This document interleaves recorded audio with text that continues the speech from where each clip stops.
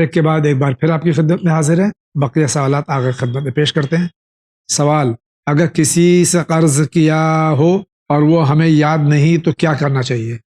دیکھیے، اگر آپ کو قرضے کے بارے میں 3 صورتیں ہیں، آپ کو پتہ ہے کہ کس سے قرضہ لیا ہے، اماؤنٹ یاد نہیں ہے، تو آپ جا کے اس سے مصالحت کریں. جی. اس سے کہیں کہ بھائی میں اتنی مقدار میں تمہیں دے رہا ہوں، تم راضی ہو جاؤ. اور اگر آپ کو اماؤنٹ یاد ہے، شخص نہیں یاد ہے کہ کس سے لیا تھا، تو پھر اس اماؤنٹ کو جس کے بارے میں آپ کو یاد ہے کہ اتنا اماؤنٹ لیا تھا، اس اماؤنٹ کو آپ اس کی طرف سے جس سے لیا تھا بھول گئے ہیں، آپ صدقہ دے دیجئے. لیکن اس ارادے اور نیت کے ساتھ کہ اگر ایک دن جس سے قرضہ لیا تھا وہ آ گیا تو ہم یہ پیسہ اس کو واپس کریں گے. تیسری صورت: نہ اماؤنٹ یاد ہے نہ شخص یاد ہے، تو ایسی صورت میں بھی آپ کو کچھ مقدار میں صدقہ دینا ہے کہ جس مقدار میں صدقہ دینے کے بعد آپ کو یقین ہو جائے کہ یہ جو میں نے قرضہ لیا ہوگا وہ اس اماؤنٹ کا ہی ایک حصہ ہوگا، اور یہ سوچتے ہوئے آپ اس کو قرضے کے طور پر، صدقے کے طور پر دے دیں. لیکن وہی نیت بھی آپ کے ہونا چاہیے کہ اگر کسی موقع پر شخص پیدا ہو گیا اور اماؤنٹ مجھے پتا چل گیا تو میں یہ اماؤنٹ اس کو واپس کروں. شکریہ آغا. السلام علیکم جاوید صاحب اینڈ مولانا صاحب. وعلیکم السلام. میں کولکتہ سے ہوں. میرا سوال ہے، میری شادی ایک اہل سنت لڑکی سے ہوئی ہے. نکاح سے میرے اہل سنت کے طریقے سے ہوئی ہے، کیونکہ میں جہاں رہتا ہوں وہاں شیعہ بہت کم ہیں اور شیعہ عالم کوئی نہیں ہے. حالانکہ میں اور میرے باپ دادا پیدائشی شیعہ ہیں، تو کیا مجھے شیعہ کے طریقے سے پھر سے نکاح کرنا پڑے گا؟ میری شادی کو 7 سال ہو چکے ہیں. مسئلہ سنی عقد یا شیعہ عقد کا نہیں ہے. جی. صحیح صیغے پڑھے گئے ہوں گے تو عقد صحیح ہوگا. جی. صحیح صیغے نہیں پڑھے گئے ہیں تو عقد صحیح نہیں ہوگا. تو پہلے یہ دریافت کر لیجئے کہ کیا صیغہ پڑھا گیا تھا.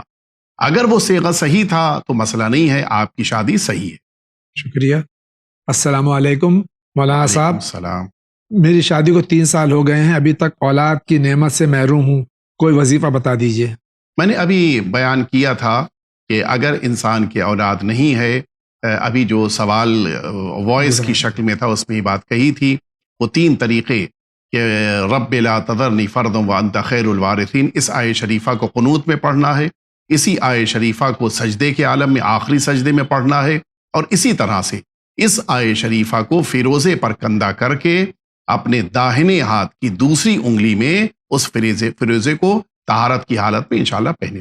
شکریہ آقا.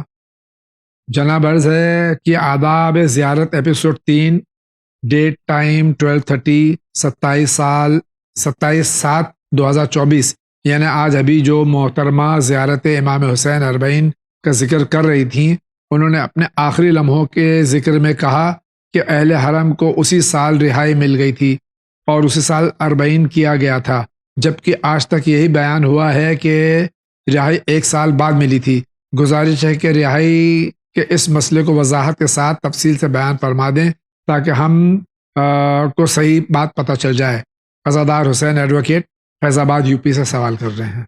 اس کا ذکر پہلے بھی آ چکا اور اتفاقاً حقیر نے ہی جواب دیا تھا کہ اس کے سلسلے میں ہمارے علماء کے 2 نظریات ہیں، اور دونوں اپنی اپنی دلیلوں کی بنا پر یہ بات بیان کرتے ہیں کہ مثلاً پہلا گروہ یہ بات کہتا ہے کہ 1 سال گزرنے کے بعد اگلے سال کا اربعین کا موقع تھا کہ جس موقع پر ان اسرا کا قافلہ سرزمین کربلا پہنچا، تو اس کے معنی ہے کہ ان اسرا کو اگلے سال کے اربعین سے کچھ دن پہلے رہائی ملی ہے. یہ ایک نظریہ ہے. دوسرا نظریہ یہ ہے کہ نہیں، اسی سال جس سال سرکار سید الشہداء کی شہادت ہوئی ہے، اسی سال کے پہلے اربعین کے موقع پر اہل حرم کا قافلہ سرزمین کربلا پہنچا ہے، اور ظاہر ہے کہ جب پہلے ہی سال پہنچا تو اس کے معنی ہے کہ پھر اہل حرم اربعین سے کچھ دنوں پہلے رہائی پا کر پھر سرزمین کربلا پر پہنچے ہیں. البتہ ایک تیسرا نظریہ بھی ہے. بعض ہمارے بزرگان اس بات کے قائل ہیں کہ یہ قافلہ سرزمین کربلا نہیں پہنچا، بلکہ اسیری کے بعد جب رہائی ملی ہے تو سیدھے یہ سب مدینہ طیبہ گئے. یہ بھی بعض لوگوں نے لکھا ہے، لیکن ذرا یہ ضعیف نظریہ ہے. اکثریت نے اسی بات کو مانا ہے کہ پہلے ہی سال یہ قافلہ سرزمین کربلا پہنچا تھا، اور جناب جابر بن عبداللہ انصاری بھی اس موقع پر سرزمین کربلا سرکار سید الشہداء کی زیارت کے لیے پہنچ چکے تھے. تو روایتیں اس سلسلے میں 3 طرح کی ہیں، لہٰذا آج ہم قطعی طور پر یہ نہیں کہہ سکتے کہ وہ پہلا سال تھا یا دوسرا سال تھا، یا یہ بھی نہیں کہہ سکتے کہ قافلہ سرزمین کربلا گیا تھا یا نہیں گیا تھا، لیکن تقریباً اہل بیت اطہار کا کربلا معلیٰ جانا، اہل حرم کا جانا، یہ روایتوں میں زیادہ ثابت ہے، لیکن کس سال کا 40 تھا یہ جملہ کہنا مشکل۔ السلام علیکم۔ وعلیکم السلام۔ پلیز میرے سوال کا جواب دیں۔ میرے 2 ابارشن ہو گئے ہیں، میرے بچے میں نیوٹرل ٹیوب ڈیفیکٹ تھا، میرے لیے دعا کریں اور دعا بتائیے، اور نماز بھی یا عمل کہ میرے بچے صحیح سے ہوں اور صحت مند ہوں، اور میرے ابھی کوئی بیبی نہیں ہے، اس لیے کوئی دعا بتا دیجیے۔ ابھی جو ذکر کیا تھا اسی کے مطابق انشاءاللہ عمل کریں، پروردگار سے دعا کریں، ساتھ میں دوا بھی، علاج بھی کریں، انشاءاللہ پروردگار اولاد عطا۔ انشاءاللہ۔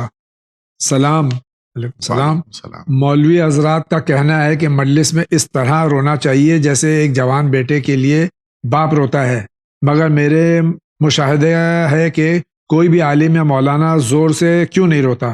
جواب ضرور دیں سید احتشام علی۔ آپ نے یہ بات صحیح کہی کہ روایتوں میں اس کا ذکر وارد ہوا ہے، لیکن کیا آپ نے کسی مولوی کو، کسی عالم کو اس کے بیٹے کے انتقال کے موقع پر دیکھا کہ وہ کیسے رو رہے ہیں؟ جیسے وہ اپنی اولاد کے لیے روتے ہیں اسی طرح سے فرش ازا پہ بھی رو رہے ہیں۔ تو آپ یہ نہیں کہہ سکتے کہ بلند آواز سے ہی روتا ہے انسان، نہیں، ہو سکتا ہے کہ وہ آواز بلند نہ ہو رہی ہو لیکن گریا ہو سکتا ہے کہ اس کا دل رو رہا ہو، اس کی آنکھ رو رہی ہو، اس کا پورا وجود گریا کر رہا ہو۔ شکریہ۔ السلام علیکم۔ وعلیکم السلام۔ السلام۔ میرا سوال یہ ہے کہ ماہ اعضاء میں ہم لوگ 2.25 مہینے کالے کپڑے سوگ کی خاطر پہنتے ہیں، لیکن نماز پڑھنے جانے کے وقت یہ تاکید کی گئی ہے کہ وائٹ لباس پہنے تو ثواب ہے اور کالا لباس نہیں پہنے تو بہتر ہے۔ اب جن کے پاس وقت ہوتا ہے کہ وہ گھر پر جا کر کالے لباس کی جگہ سفید پہن کر آ سکتے ہیں، پھر بھی یہ کر رہے ہیں کہ ہر نماز میں ماہ اعضاء کے دوران 80% لوگ کالے لباس میں ہی ہوتے ہیں، تو کیا یہ صحیح ہے؟ یہ عباس سید کھمبات گجرات سے سوال کر رہے ہیں۔ جی، نماز کی حالت میں سیاہ لباس پہننے کے لیے مکروہ نہیں قرار دیا گیا ہے۔ شکریہ آغا۔ السلام علیکم جاوید صاحب اینڈ مولانا صاحب۔ وعلیکم السلام۔ میرا ایک سوال ہے، کیا نماز نہ پڑھنے کا کوئی ایکسکیوز ہے؟ اگر کوئی نماز نہ پڑھے تو ہمیں اس کو نماز پڑھنے کے لیے بولنا چاہیے یا نہیں؟ یہ سوال میں اس لیے پوچھ رہی ہوں کیونکہ ہم نے ایک ذاکرہ، ان کا نام نہیں بتانا چاہوں گی، ان کی مجلس سنی جس میں انہوں نے کہا کہ اگر کوئی نماز نہ پڑھے تو آپ کو کوئی حق نہیں بنتا کہ آپ اس کو ٹوکو یا نماز پڑھنے کو کہو۔ یہ اس کے اور رب کے بیچ کی بات ہے، کیا پتا اس کی کیا مجبوری ہو، کس وجہ سے وہ بندہ نماز نہیں پڑھ رہا ہے، یہ کہاں تک صحیح ہے؟ امر بالمعروف اور نہی عن المنکر کے سلسلے میں بڑی تفصیلی گفتگو ہے، اور میں التماس کروں گا کہ اس کو ضرور پڑھ لیں۔ جی۔ اس میں اس بات کی قید ہے کہ وہاں پر انسان کے لیے نہی عن المنکر ضروری ہے جہاں پر اس بات کی امید ہو کہ سامنے والا میری بات کو سن لے گا۔ جی۔ اگر اس بات کا خدشہ ہے کہ وہ میری بات کو نہیں سنے گا، نہیں عمل کرے گا، تو وہاں پر ہماری ذمہ داری نہیں ہے، ایک بات۔ دوسری بات، بہت سارے مواقع پر ذمہ داری عام لوگوں پر نہیں ہوتی، جو خاص افراد، مثلا والدین کی ذمہ داری الگ ہے، عوام کی ذمہ داری الگ ہے۔ مثال کے طور کے اوپر گھر والوں کی ذمہ داریاں الگ ہیں، بقیہ کی ذمہ داری الگ ہے۔ مثلا ایک باپ کو اگر نگاہوں کے سامنے بیٹا سو رہا ہے، پتہ ہے کہ نہیں نماز وہ پڑھ رہا ہے، تو پھر اس موقع پر اس کو تو اٹھا کر نماز پڑھنے کے لیے کہنا ہے۔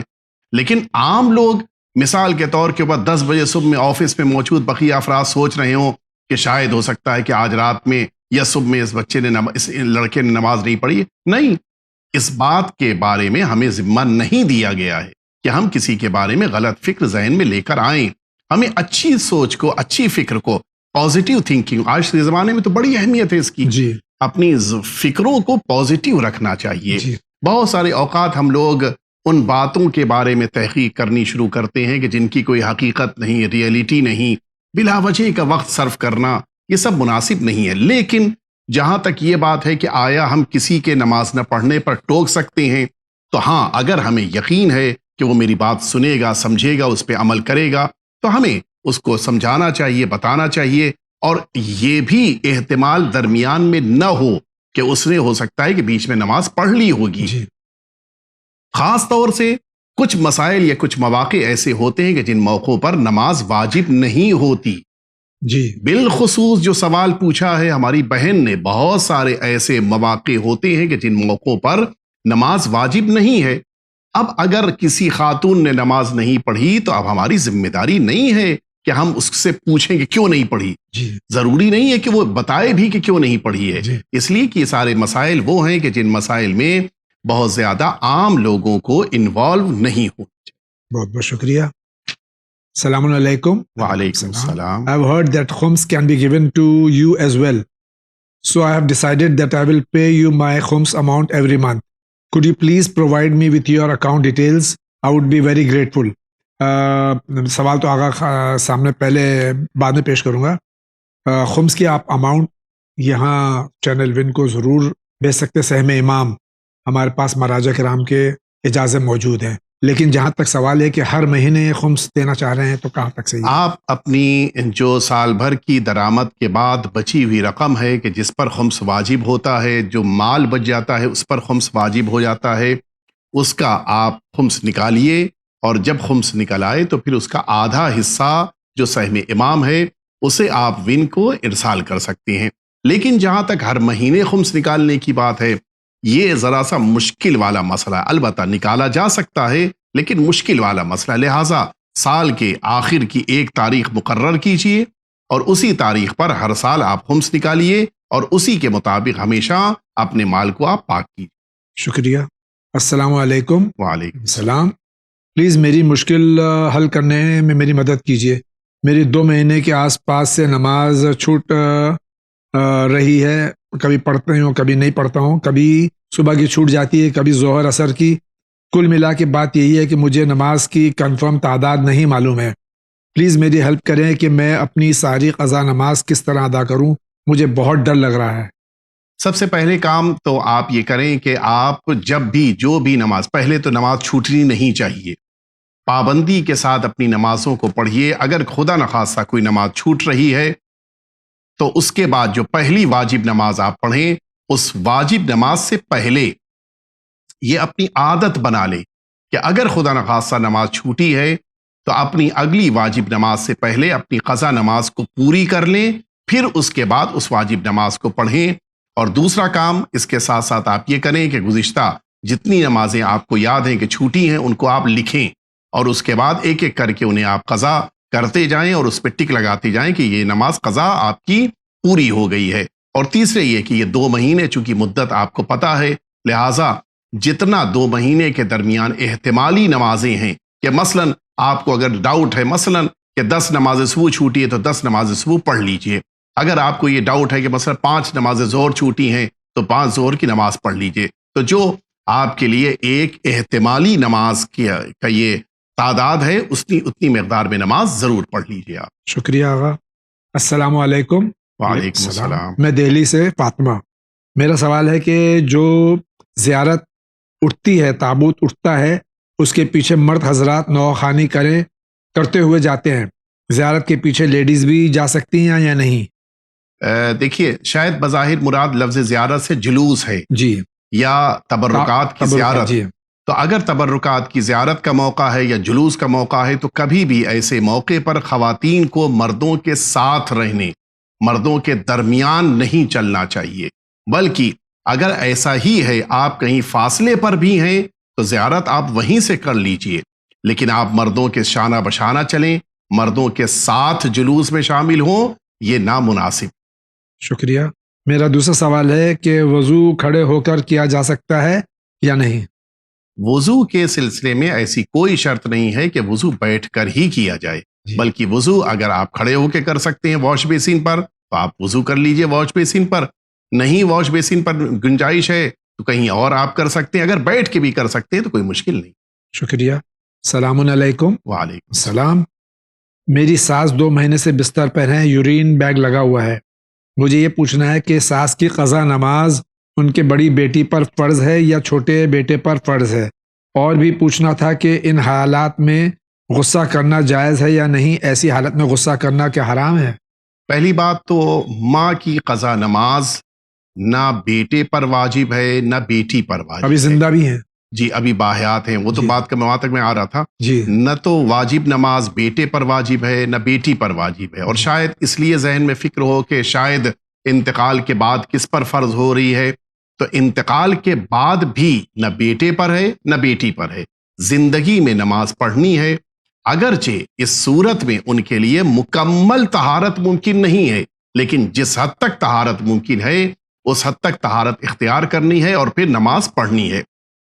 اور جہاں تک یہ بات ہے کہ ماں کی قضا نمازوں کو ان کی زندگی کے بعد پڑھا جائے تو یہ مستحب ہے بڑے اولاد کے اوپر کہ وہ اپنی ماں کی قضا نمازوں کو بھی پورا کر دے. لیکن یہ استحباب صرف بڑے بیٹے ہی کے لیے نہیں ہے، بقیہ اولاد بھی، مثلا بیٹی پڑھنا چاہے یا بقیہ بیٹے پڑھنا چاہے، حتیٰ بہو بھی اگر وہ بھی پڑھنا چاہے تو یہ اس کے لیے منع نہیں ہے. بہو پڑھنا چاہے یا بقیہ کوئی بھی رشتہ دار پڑھنا چاہے، مومنین پڑھنا چاہیں تو یہ نماز پڑھ سکتے ہیں. اور اگر کسی مرحوم یا مرحومہ کی نماز قضا ہے تو سب کو کوشش کرنی چاہیے کہ اس کو قبر کے عذاب سے بچانے کے لیے اس کی قضا نمازوں کو پورا کر دیا جائے. دوسری بات یہ پوچھی ہے کہ غصہ جائز ہے، یہی سوال ہے. ایسے حالات میں تو غصہ تو ہر حالت میں حرام ہے سوائے کہ انسان کا کنٹرول نہ رہ جائے. تو اگر عام حالتیں ہیں تو ان حالتوں میں انسان کے لیے غصہ حرام ہے. کوشش کریں کہ اپنے اوپر قابو رکھیں. بات واضح نہیں ہے کہ مراد اس بیمار خاتون ماں کے لیے، ساس کے لیے پوچھ رہی ہیں یا اپنے لیے پوچھ رہی ہیں. تو غصہ بہرحال جائز اللہ نے قرار نہیں دیا ہے، حتی الامکان اس پر قابو رکھنا انسان کے لیے ضروری ہے. شکریہ آقا. السلام علیکم. وعلیکم السلام. میرا نام زہرا ہے، گجرات سے. میرا سوال ہے کہ اللہ کی حمد کس کس طرح سے کی جا سکتی ہے؟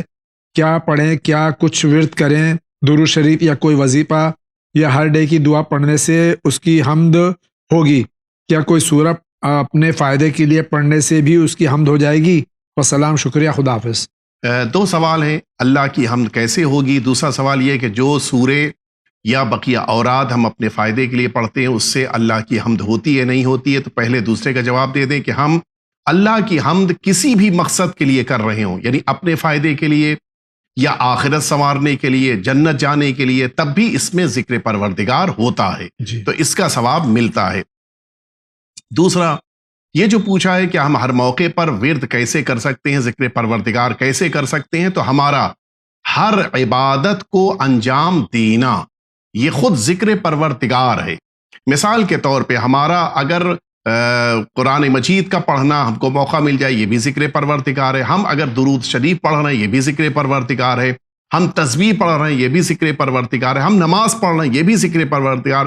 اس کے علاوہ بھی اگر مثال کے طور کے اوپر ہم زیارت اہل بیت کر رہے ہیں یہ بھی ذکر پروردگار ہے. معصوم کا نام لے رہے ہیں یہ بھی ذکر پروردگار ہے. حتیٰ ہم بسا اوقات اگر کوئی نیک کام کر رہے ہیں یہ بھی ذکر پروردگار شمار ہوتا ہے. خدمت والدین کرنا یہ بھی اللہ کے ذکر میں شامل سمجھا گیا، اس لیے کہ اللہ کے حکم کی بنا پر ہے. میں یہ بات واضح کر دوں کہ ذکر کا تعلق سے زبان سے نہیں ہے، ہمارا عمل بھی بہت سارے اوقات ذکر پروردگار شمار ہوتا ہے. بہت بہت شکریہ. السلام علیکم مولانا صاحب. وعلیکم السلام. میرا سوال یہ کہ سید اپنا صدقہ کا پیسہ کس کو دے؟ کسی کو بھی دے سکتا ہے. سید کا صدقہ تو سبھی لے سکتے ہیں، سید بھی لے سکتا ہے، نان سید بھی لے سکتا ہے. شکریہ. السلام علیکم مولانا صاحب. وعلیکم السلام. میرا سوال یہ ہے کہ کرپٹو ٹریڈنگ کے رولز کیا ہیں؟ کیا ہم کرپٹو میں ٹریڈ کر سکتے ہیں جیسے اس میں بٹ کوائن اور باقی کوائنز میں؟ پلیز جواب دیجیے. آیت اللہ العظمہ سیستانی حافظ اللہ تعالیٰ نے اس سلسلے میں سکوت اختیار فرمایا ہے. انہوں نے اس سلسلے میں کوئی حکم نہیں دیا ہے، لہٰذا آپ ان مسائل میں کسی دوسرے فل عالم کی طرف، یعنی ان کے بعد جو سب سے زیادہ پڑھی لکھی شخصیت ہو ان کی طرف رجوع کر سکتے. شکریہ. السلام علیکم مولانا صاحب. میرا سوال ہے کہ ایک لڑکی اپنے حجاب کے اندر کتنا اونچا بال باندھ سکتی ہے جس میں حرام میں پڑنے کا خطرہ نہ ہو؟ نارمل طور پر جتنا جوڑا باندھا جاتا ہے اگر نارمل ہے، عام شکل میں ہے تو اس میں کوئی مشکل نہیں ہے، اس کو باندھا جا سکتا ہے حجاب کے اندر. شکریہ. السلام علیکم. وعلیکم السلام.